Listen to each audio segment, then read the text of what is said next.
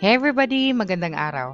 Ngayon ay tuturuan ko kayo kung paano tumawag gamit ang Facebook Lite. So, ang gagawin natin dito ay i-make sure muna natin na ang account na ginagamit natin sa Facebook Lite ay yun din ang account na ginagamit natin sa Messenger.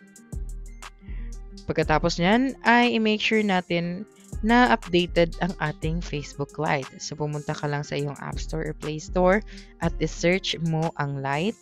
Pagkatapos niyan ay i-click mo lang ang update option. Pagkatapos niyan ay buksan mo na ang iyong Facebook Lite. So, dito sa Facebook Lite, pupunta lang tayo sa Messenger icon, itong nasa itaas. So, i-click mo lang ang Messenger icon na yan at makikita mo na dito ang iyong conversation.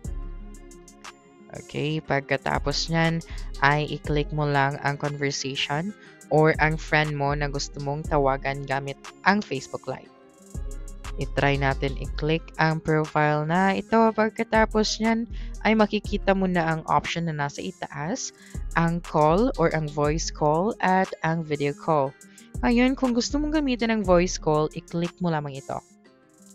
So, as of the moment, ang Facebook Lite ay wala pang feature na makakatawag ka directly gamit ang application. So, kailan connected ito sa iyong Messenger.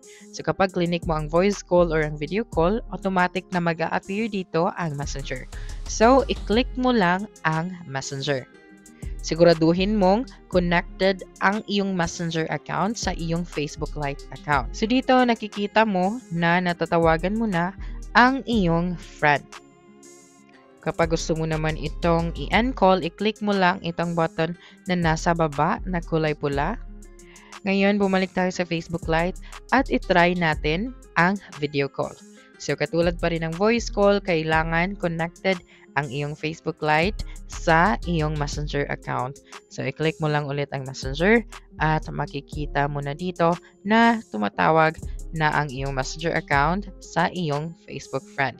Ngayon, ano nga ba ang mga benepisyo kapag gumamit ka ng Facebook Lite? Una, ay mas magaan ito sa iyong storage. Ang Facebook Lite ay mas maliit na file size, karaniwang nasa 2 to 5 MB lang kumpara sa regular na Facebook app. Pangalawa, mas mababa ang data consumption. So, tipid ito sa mobile data, kaya swak ito sa mga gumagamit ng prepaid or may limitadong internet access.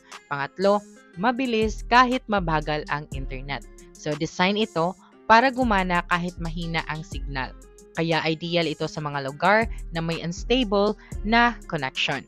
Pang-apat, compatible ito sa lumang phones. So, pwede itong install kahit sa mga older Android devices o smartphones na may mababang RAM at storage. At isa pa, mas simple ang interface. So, hindi mabigat tingnan at mas madaling i-navigate dahil wala masyadong animations or effects. Pang-anim, mas mabilis mag-load ng content. So, dahil magaan ang app, mas mabilis magbukas ng posts, messages, photos, at kahit videos. Pang-pito, kasama na ang Messenger Lite features. So, may built-in na messaging feature, kaya hindi na kailangan mag-install ng hiwalay na Messenger app.